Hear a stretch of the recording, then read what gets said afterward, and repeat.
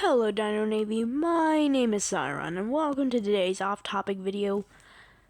You already know what it is, you read the title. It is the story so far, Psyb0i DINO&CreepY lore. And, today we're going to be doing the Amalgomi games. Now, unfortunately, because of the multiple choices that were labeled G1 and A2, B3, I don't think there's a B3, but you get the point. It's split up because it's meant to be a choose-your-own-adventure-ish, because there are only two endings, and actually, at the end of the day, it's only decided by one choice at the very end. I think it's like 01 or 02. All the other ones are just either get you killed or just the freedom of choice, which I did realize that. But I'm not going to be trying to make another one, because I mean, if you've seen anything about that, or like Markiplier in space, or In Space with Markiplier, you would know it gets pretty confuzzling. And not just like playing through it, but also like making it. How do you plan something like that? I mean, yeah, so if I leave out details, sorry. But you can go back and play the Amalgomi games.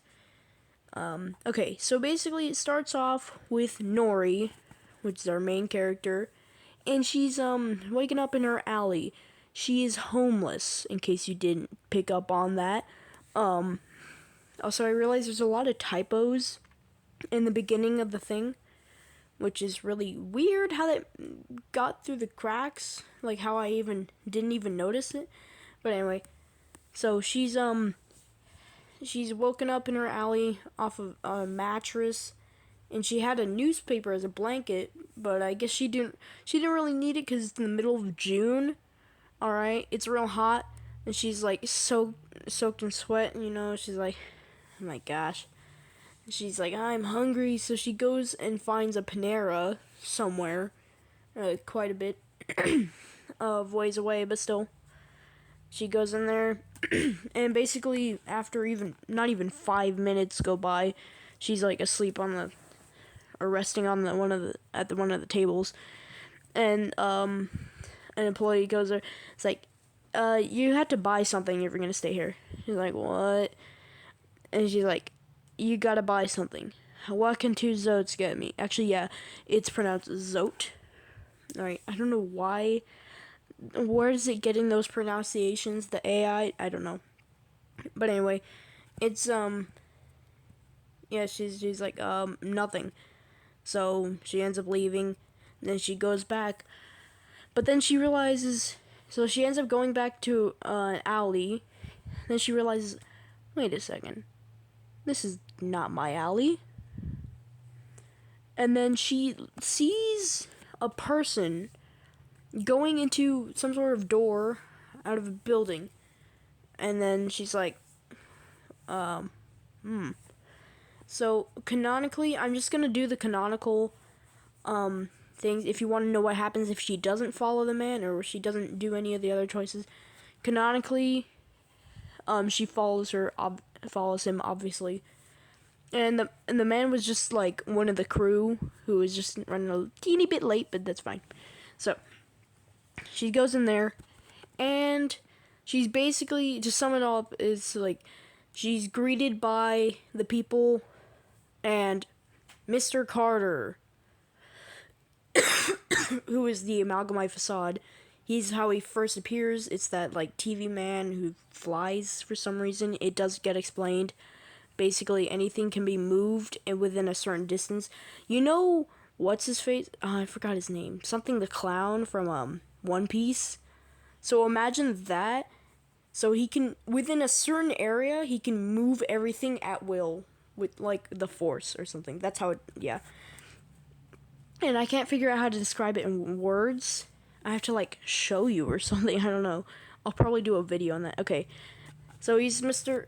Carter, William Carter, which is funny how he didn't decide to go under, what's it called, a pseudonym? Actually, no, that's for writers. Anyway.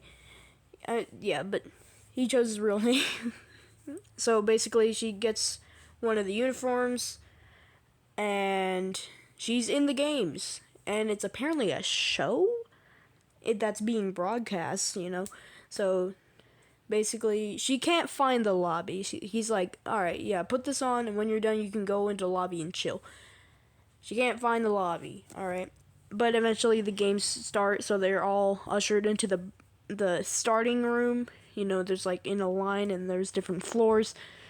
One of the floors taken up entirely by the liminal space, backroom space, yeah.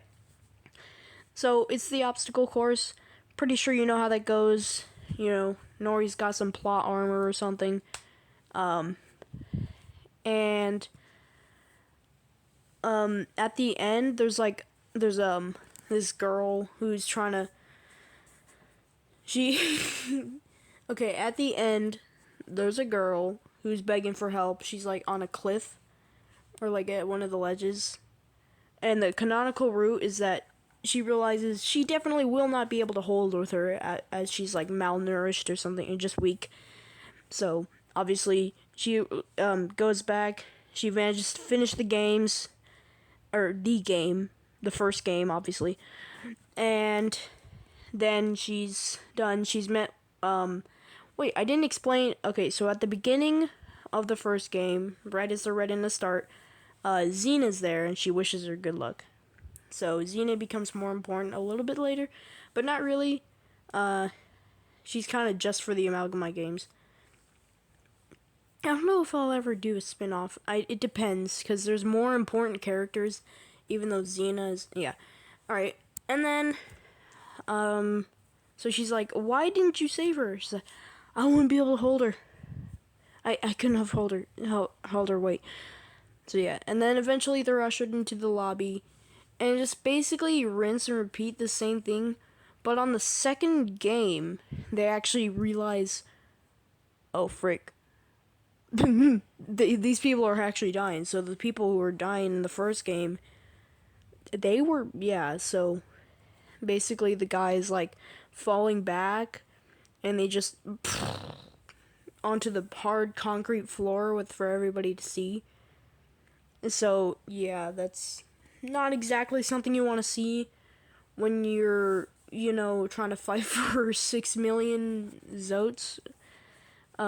Which also canonically, a Zote is basically $1. It's like, it's so close. Like, if you had 10 million Zotes, no, if you had $10 million, that'd be like 10,100,000 Zotes or whatever. So that'd be, oh yeah, here it is. So basically, watch, rinse, and repeat that. There's also the other games. And right around the 5th game, alright, which is the Amalgomi Archery.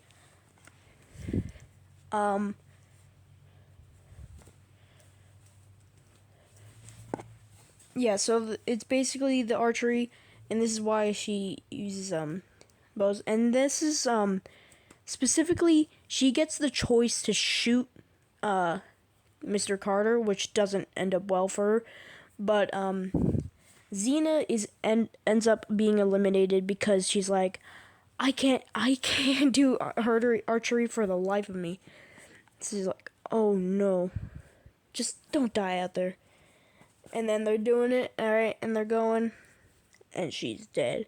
But for some freaking reason, Mr. Carter decides to laugh. And it's like, oh, 1, 2, 3 strikes, you're out, am I right? Oh yeah, that's my best. Okay. So, yeah, so she ends up trying to, but the canonical route is obviously not to shoot him, because if he does, he gets mad and then impales her, so, yeah. But after the 5th game, they all go into the lobby, and it's like about nighttime by now, and they're ready to go to bed-ish. And Mr. Carter and his little crew, they decide to be a little bit nice and bring in a console and a TV. Because, those are the things you're wanting to be doing as you know you're probably not going to live for very long after that. Yeah. But Nori's like, you know what? This is probably the last movie I'm going to be watching before I die, so I'm going to watch something. Anybody who wants to join can join. So yeah. And pretty much she lasts all the way. I mean, it doesn't really matter what time, but probably like 11 p.m. Alright. And then, so she's eventually ends up left alone. And when she gets up and throws away her trash, they had snacks in the fridge in the lobby. She, throws away trash and stuff. And then she turns around, and there it is. The door to the Lake of the Dead. With writings on it that she cannot read. Weird symbols. And, in the picture I showed you, okay, so the language translates to in the door of purple fire, fishing of souls will transpire, and then just on the front of it just says Lake of the Dead. And if you look at the language, it looks like, I forgot what it's called. The Minecraft enchanting table language? That's called something galactic. Something classic. No. Oh my gosh, I actually forgot. Here, I'm gonna look it up right now. So it is.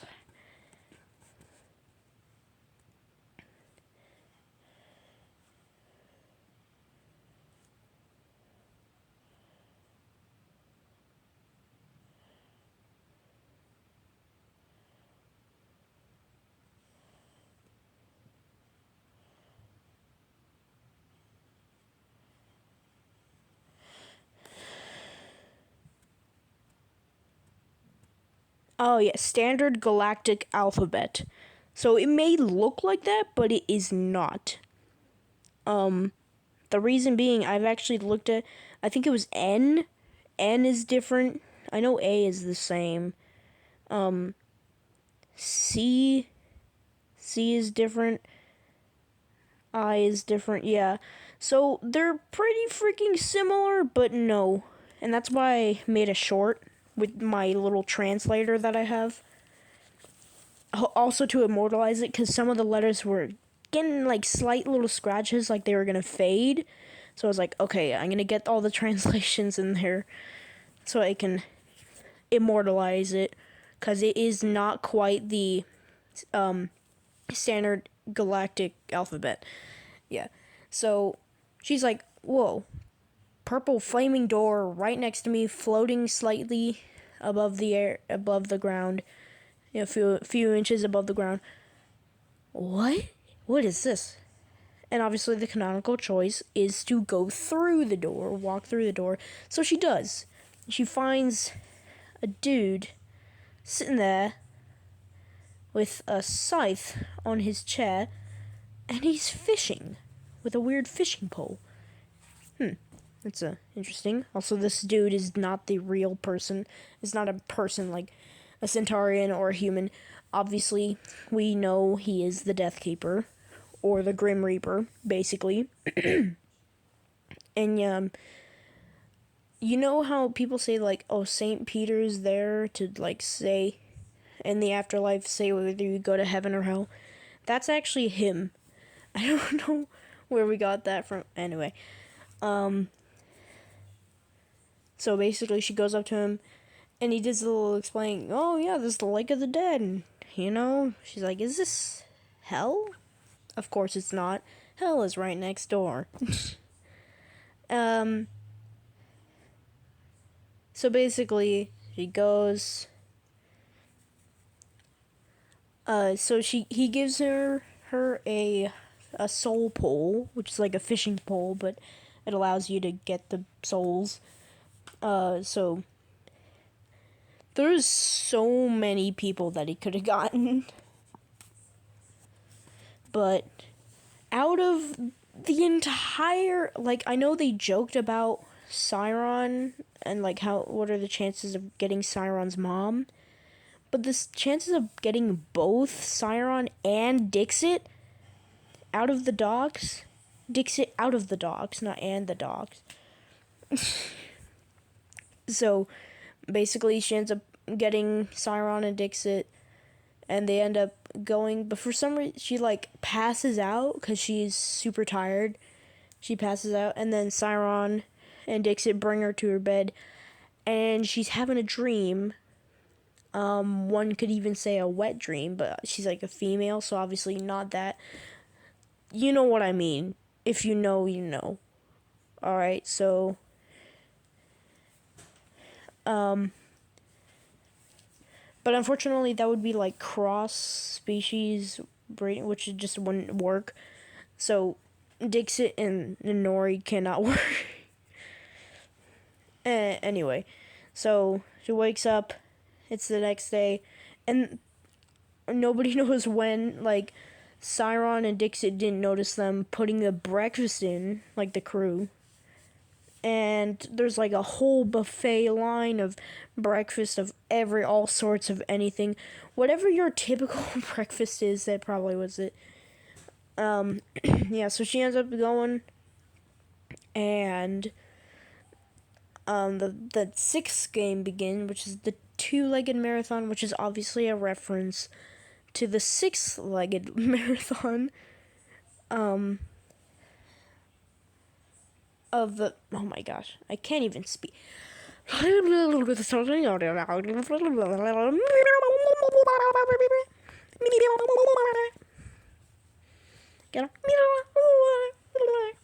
Okay. Which is basically just a race. I don't know why. It's just another race, except no obstacles. Also, it's called marathon. Basically, I forgot how long it was. It was like 3 miles or something. I don't know. Super long. It was, but even not actually a marathon, though.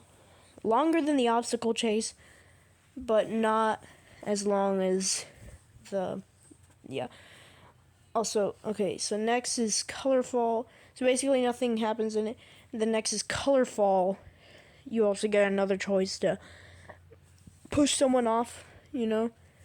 It doesn't matter whether you do or not. The next is Tag. Also, didn't do anything. I joked about there being like an off button on the back of the animatronics docks. So basically there's a docks there. Animatronic, because, you know, you make it something people fear, and it's going around in the little arena, and then tagging people. Tagging, quote unquote. Massive air quotes, okay. And basically 5 more people are eliminated. The next is the liminal place backroom space. And this is where it gets a little bit weird, because okay, wait, are they actually in the back rooms? How did he do this? It's very weird. So what the Amalgomi would have done is he gets replicas of the backrooms characters somehow, and then to make the backrooms, he just used the things that he has, because obviously. So by doing that, he was able to recreate level 0, level 4, and level fun. So those were the 4 levels featured. Obviously, you make a choice whether to go down the slide or go up the stairs. Going up the stairs, I mean, stairs don't necessarily mean, I don't know all of the backrooms lore and stuff, but I was just like, okay, stairs kind of make sense. So going through the stairs, up the stairs, would be obviously level 4, which is like, it's like level 0, except there's like windows showing thunderstorm, and it's more white, and it's a little bit more empty, safer, you know. And then going down the slide, which would lead you to level fun. And I made a joke like, oh, Well, slides are fun. Slides usually mean fun. So maybe going down the slide would be fun. Little did they know that meant more than, yeah. They basically, you encounter nothing if you go into the level 4, if you go up the stairs.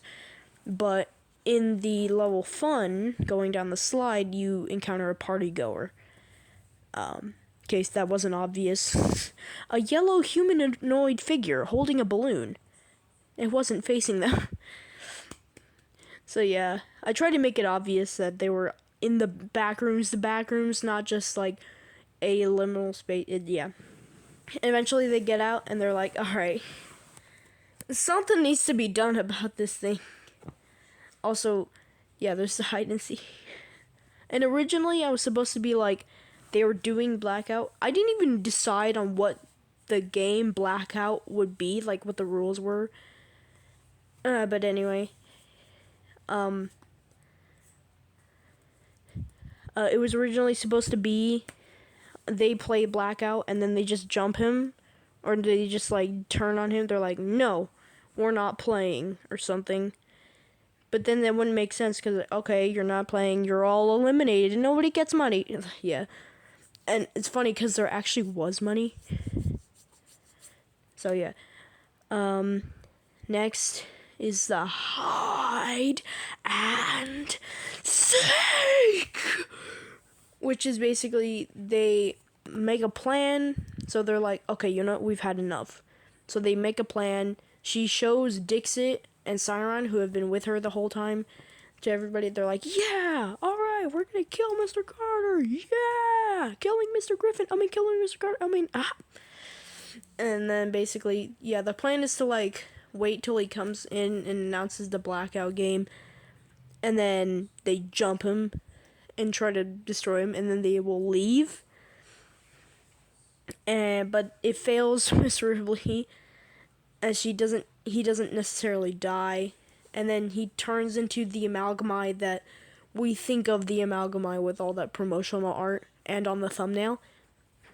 So, and he's like, Nori! But now he sounds like the Nori. Wow. Here I am, the Amalgomi, right here in front of you. Wow. How surprised I am. Either you are much smarter than I thought, or you just a monster like I am. Okay.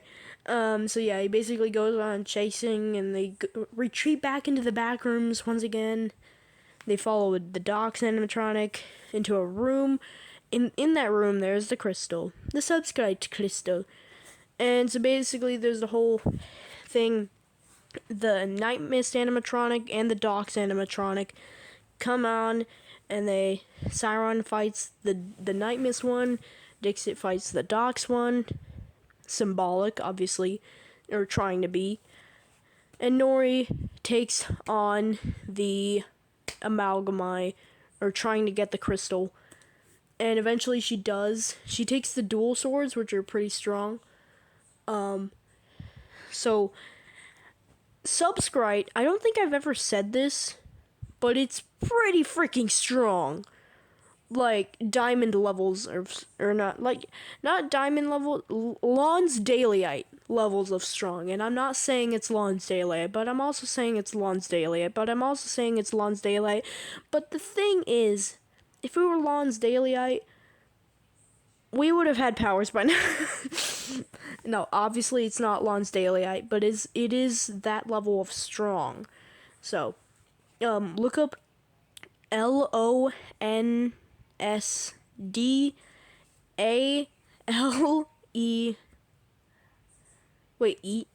Leite. Leite. What would that be an EITE? Lonsdaleite. Turn on the closed captions if there are any. Yeah, so she's like trying to get, but then she's also using a sword, because that's the most effective way to break a crystal stronger than diamond. So that also explains why you can't just shoot a Dox in its heart crystal, which is technically what's powering it, yes, but also its bones are like that. Yeah, it's weird. So anyway, she ends up defeating it. They escape the building, which turned out to be the Amalgomi's body. They escape the building, FNAF security breach, burn trap ending style, and eventually the door to the Lake of the Dead is there. They find the money somewhere outside the building, which is a weird place to put it, but you know. So Xena and Nori walk away with the money, and they basically give their old goodbyes to Siron and Dixit as they go back into the Lake of the Dead. And then it ends like that. Now, I know I said, oh, Nori lived out on a normal, happy life. Yes, technically. But then Atlas comes along. And he's like, come with me. And he explains everything. And thus the events of Avis Haven. Which actually, not immediately after, it would be some time. Yeah, I know. Anyway, that is the end of the Amalgomi games. And I'll see you later, Dino Navy.